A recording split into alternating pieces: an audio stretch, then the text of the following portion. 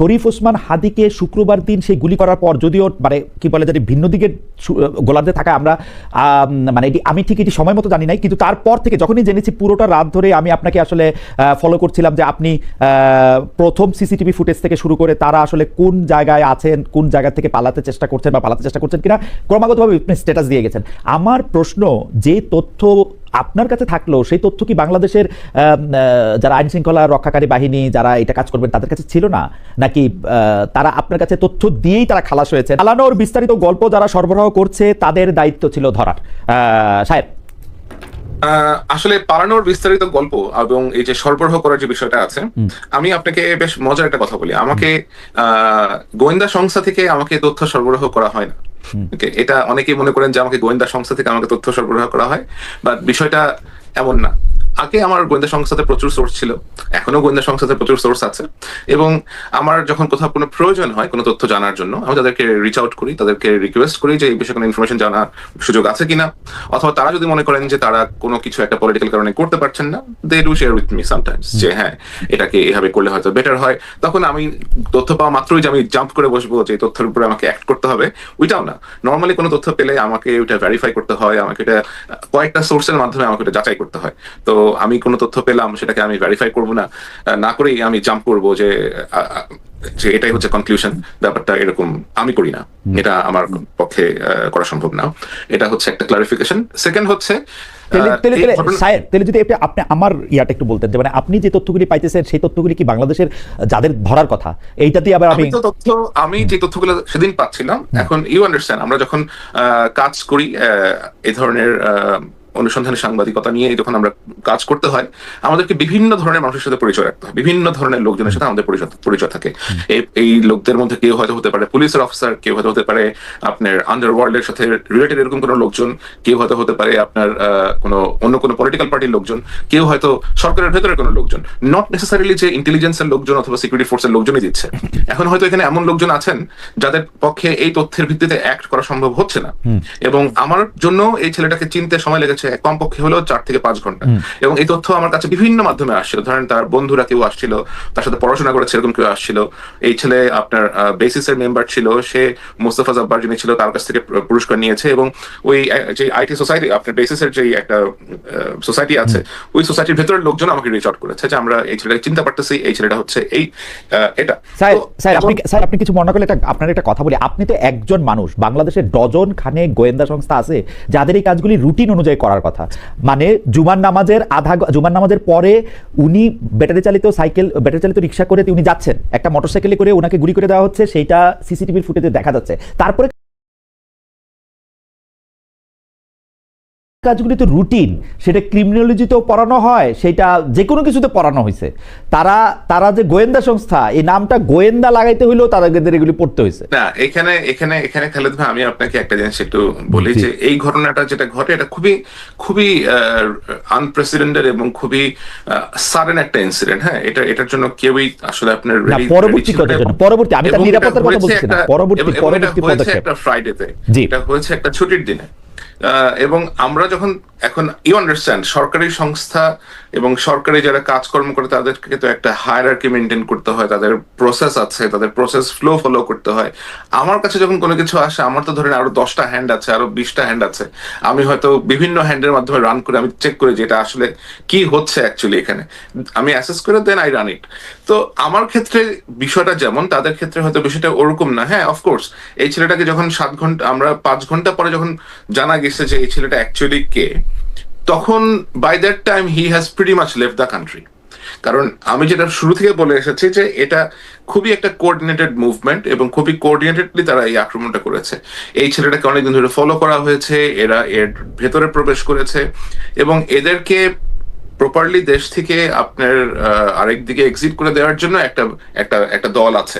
এবং আপনি শুনলে অবাক হবেন যে এই ছেলেটা যখন আক্রমণ করে, ওসমান হাদিকে যখন সে ফায়ার করে, তার পেছনে তখন 2টা সিএনজি ছিল এবং ওই সিএনজির মধ্যেও তার একটা ব্যাকআপ টিম ছিল, যে ব্যাকআপ টিমের কাজ ছিল যদি সে কোনো কারণে ব্যর্থ হয় ওইখানে তারা আপনার স্মোক মিরর ক্রিয়েট করে তারা তাকে ওখান থেকে নিয়ে যাবে সরায়।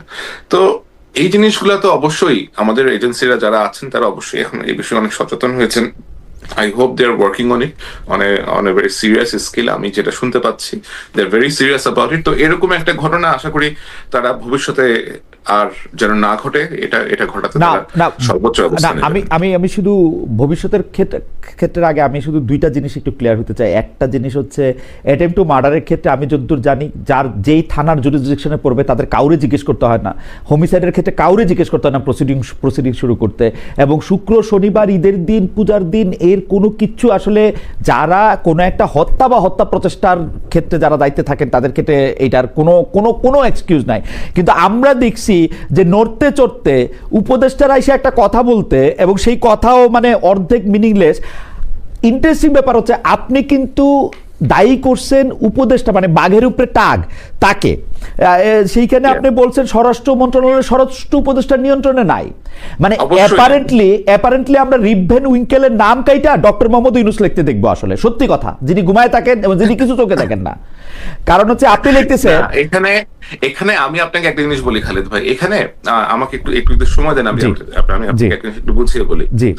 যেটা বেসিক্যালি হয়েছে, যেটা আমি কালকেও একটা জায়গা থেকে বলছিলাম, যে সরকারের ভেতরে কিছু সরকার, মুর্তজা ভাই যেমন বলছিলেন যেখানে অনেকগুলা উইং আছে, অনেকগুলো ইন্টারেস্ট পার্টি আছে এটার ভিতরে, এটা খুবই সত্যি কথা যে সরকারের ভেতরে যেহেতু বিভিন্ন জায়গা থেকে সমন্বয় করে লোকজন এখানে এনে জড়ো করে একটা সরকার পরিচালনার অবস্থা করা হয়েছে, এখানে বিভিন্ন মতের বিভিন্ন আদর্শের লোকজন এখানে আছেন, এবং এর মধ্যে এমন কিছু লোকজন আছেন যারা হয়তো কোনো মতাদর্শের না, তাদেরকে জাস্ট নেয়াই হয়েছে সামনে আপনার কুমিরের বাচ্চার মতো প্রেজেন্ট করার জন্য।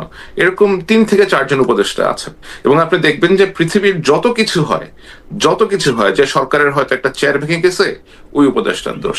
কোথাও হয়তো কোনো আপনার বিদেশে কোনো একটা শ্রমিক পা পিছলা পড়ে গেছে, সেটাও আরেক উপদেষ্টার দোষ। কোথাও এক যাত্রাপালা নিয়ে কোথাও কোনো কিছু একটা হচ্ছে, সেটাও হচ্ছে আরেক উপদেষ্টার দোষ।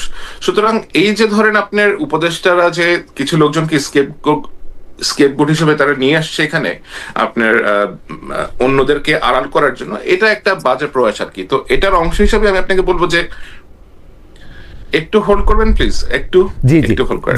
সরি জি আপনি কন্টিনিউ করেন। এবার ঠিক আছে, it's alright, sorry like I was just having a phone call. তো যেটা বলছিলাম, যে ধরেন আপনার উপদেষ্টার উপরে তারা নিয়ে আসছে কিছু আপনার সহকারী টাইপের লোকজন, অথবা আপনি একটা উপদেষ্টা এনেছেন, তাকে আবার মনিটর করার জন্য you have a person like উপদেষ্টা। আপনার এখানে প্রটোকলে কে বড়, বিশেষ সহকারী বড় না? অবশ্যই উপদেষ্টা বড় হওয়ার কথা, কিন্তু ওই যে বললাম যে ভেতরে যে আপনার এতগুলা ভেস্টেড গ্রুপ আছে, এতগুলো ইন্টারেস্ট গ্রুপ আছে, আপনি কখনো দেখবেন না যে গণপূর্ত উপদেষ্টা যিনি আছে আদিলুর রহমান, আমি নাম ধরেই বলি, এখন তার আসলে এত লুকাচুপি করার কিছু নাই। আদিলুর রহমান শুভ্র সাহেব is always in the background.